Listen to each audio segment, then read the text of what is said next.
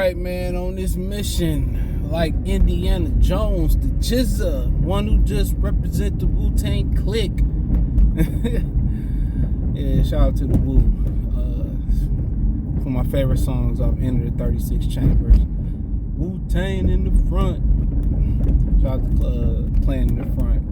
And the genius known as the Jizza. But yeah, man, I'm on a mission, man, real quick. So get a video in.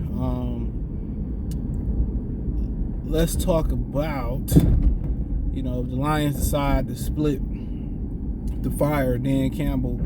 Is Brad Holmes a package deal? Now, there are some variables that we don't know as far as Dan Campbell and Holmes. I'm going to assume, and I know assumption gets you in a lot of trouble, right? On all types of relations, but I'm going to assume, so that's a disclaimer right there. And what I'm going to assume is that Brad Holmes, not having much NFL connection, being in the building, just being a scout, didn't have an idea for a head coach, but a head coach don't have an idea for a coaching staff. So he didn't have an idea. He didn't have an idea for a head coach because he was just a scout. So it wasn't like he was in the building every day and he was going to hire his homeboy to be the scout. That wasn't the case. Right? And so, he probably hired some of his scouting buddies in the front office to help him out that he felt comfortable with. But as far as a head coach, he wasn't in the building. He was on the road.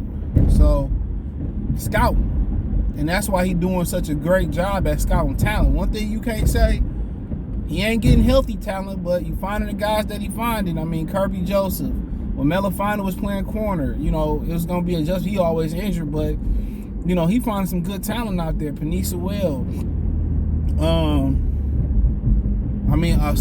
Ross St. Brown. I mean, he find the talent.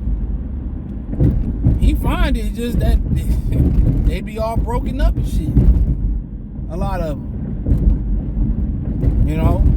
People got to understand. You know how different this season would be. With Anazorki playing healthy. When people understand how different, if he played at the ability I know he can play with, that changes everything, bro. Aiden Hudson probably have 8 sacks right now. Easy. How better they run defense is, how they, the edges can pin their ears back. So he done a great job scouting talent. Got him, they say they ain't been healthy talent that's been able to stay healthy.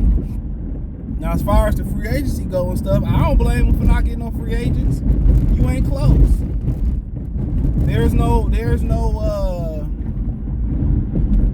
parameters set. They're a young team, and kind of when you start to kind of get there, then you start laying veterans out there like that. But I think just on a purely scouting talent standpoint, I think he's done better than expected. But then, on the other standpoint, he's neglected some very important positions. When you talk about linebacker, I don't know how much assumption again, disclaimer, I don't know how much Dan Campbell has to say so as far as the personnel. I don't know how much say so he got. So was it a joint venture on some of these injury-prone players? Was this Dan like, hey, do you? Or Brad Holmes said, I'm gonna do this shit regardless. I don't care if you with me or not. So you don't know kind of how they record relationship is. Of course, they gonna say to the media, "Oh, we good, we 100." You know what I'm saying?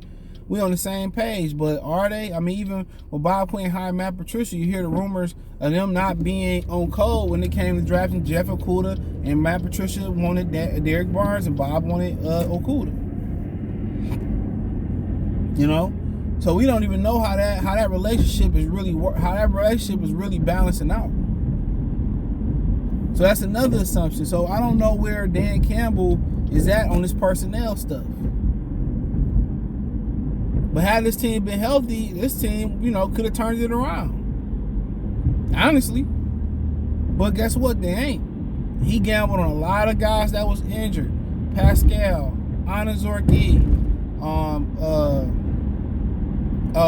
I can't even think of half of the other ones. Melifano been injured. I mean, it's some guys that he done gambled on that they done got burnt on. Some guys that he done gambled on, bro. Some guys that, you know, guys that just got injured, and that's the nature of the beast. Jameson Williams, another one. So it's just hard to judge them. You let them go prematurely, and a lot of these guys work out. You're like, damn, we should have kept them. And then you can't say, well, his rebuild ain't really start because he ain't get a quarterback yet. Even though he did pick Jared Goff, but you a young quarterback. So I mean, they both, you know, been made mistakes on self-inflicted mistakes. But they say on Call of Duty, casualties was made or whatever, friendly fire or whatever. It's been a lot of friendly fire, but I can't really tell you like how does the friendly fire balance out, because how much say so do Dan Campbell got on the personnel? We know Brad Holmes probably don't have much say so on the field, and if going for it on fourth down and putting the defense in a bad position, you know, that's on Dan Campbell. But putting a compromised defense out there, that's on Brad Holmes. So, I mean, you talking about when you're missing Romeo Cora, you're missing Josh Pascal, Levi Onwuzurike, that's the starting defensive line right there. Now you're missing Charles Harris. Now you got guys coming in that wouldn't even, wouldn't have played. Special teams guys. Y'all wondering, you know, why it's a drop off? You look at the back end. You know, Deshaun Elliott is, he knew. Kirby Joseph is a rookie. You know, he got Melifanu back there. Look at the corners, it's Jeff Okudah, so you hoping Jerry Jacobs come back and give you something at least. With Jerry Jacobs, you will have somebody, like, if we don't have to draft another corner, at least we can put Jerry Jacobs on the outside and be fine with it. So, like I said before, I'm perfectly fine with Brad Holmes staying. I just think, him scouting talent is good, but he got to clean it up. We got to scout healthy talent. And if this team get healthy, it could with the right coach, it could be a fast turnaround. You know, people talking about Hockenson, bro. They wouldn't want to pay Hockenson money to be a middle of the road tight end. They couldn't find a way to give him football injury history, you know. So I get that. I'm mad at the Vikings too, but at least it could have been the Packers or the Care Bears, you know, easily. So we could have been having that conversation, but I mean, I know he done a great job at scouting talent. Got to be healthy talent, and then, you know, where's your quarterback, you know, skills at? And that's going to be two things that's going to determine Brad Holmes if he allowed to continue to stay and do the job. Two things is going to be it. For him, it's going to be the health of the guys that he draft or he already drafted. It's going to be their health. And number two is going to be quarterback. If it's Bryce Young, if it's Bryce Young, if it's Lamar Jackson, Levis, Elvis, whoever it is, you know, that's gonna have a lot to do with it. So I mean, I'm perfectly fine with him, but that's what happened when you draft somebody, or when you get a GM who ain't worked in the front office before. He doesn't have those established relationships with coaches where he can hire his own guy when he's not in the building. That's the downside to him. So they had to assist him in hiring the head coach. And as of now, in a lot of people's opinion, they got it wrong. They got it wrong. So I think from a talent standpoint of view, he's done a good job, but you can't produce Pro Bowls and all pro guys, you know, without them being healthy.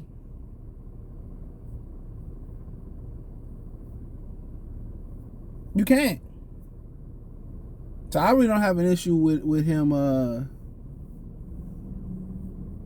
don't have an issue with him staying. But head coach wise, man, you know, if they're gonna get somebody that's worth something, it's probably gonna boil down to them having some control in the front office too. So something to kind of chew on for a minute. But hey, let me know what you girls and guys think. Check out Detroit Lions Talk playlist for more videos like this. Thumbs up the video, share the video, subscribe to the channel. Next subscribe button is the bell icon button. Hit all notifications, increase your chance of notifications. We go live and drop video. Hit the link tree. Find me on Twitch, Twitter, Instagram, Spotify, Anchor, Cash App, Venmo, PayPal. Link tree, the first link in the description. Let me know what you think about Brad Holmes and should his fate be tied with Dan Campbell. I would say no, but there's some unknown variables there that I really don't know about as far as personnel, how much Dan Campbell got to say. But what I can tell you, Holmes don't have any connection. I mean, connections to coaches. So that's the crazy thing about it. So, and then who you replace him with? You know, do they go for the gusto and get Sean Payton? But then what's gonna happen is Brad Holmes is gonna have to be an assistant GM to Sean Payton. He gonna have all the final say so. So that's something to think about. And is Holmes willing to relinquish power, or you just say, you know what, I scrap Campbell, I scrap Holmes, and I'm gonna go strictly with Sean Payton, whoever he wants as his GM to help him out. But if they can sit down and see if some of the philosophies line up with Sean Payton and